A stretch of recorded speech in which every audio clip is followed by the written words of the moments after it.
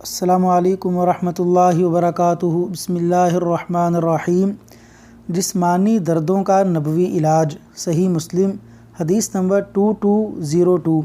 حضرت عثمان بن ابی العاص ثقفی رضی اللہ عنہ سے روایت ہے، انہوں نے رسول اللہ صلی اللہ علیہ وسلم سے درد کی شکایت کی۔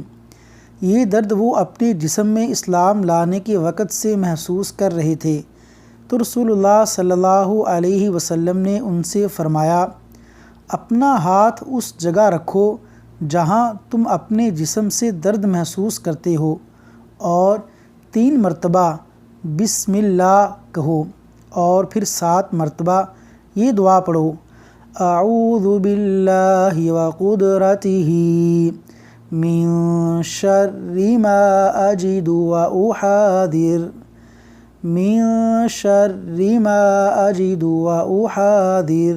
اللہ تعالیٰ عمل کی توفیق عطا فرمائے، آمین۔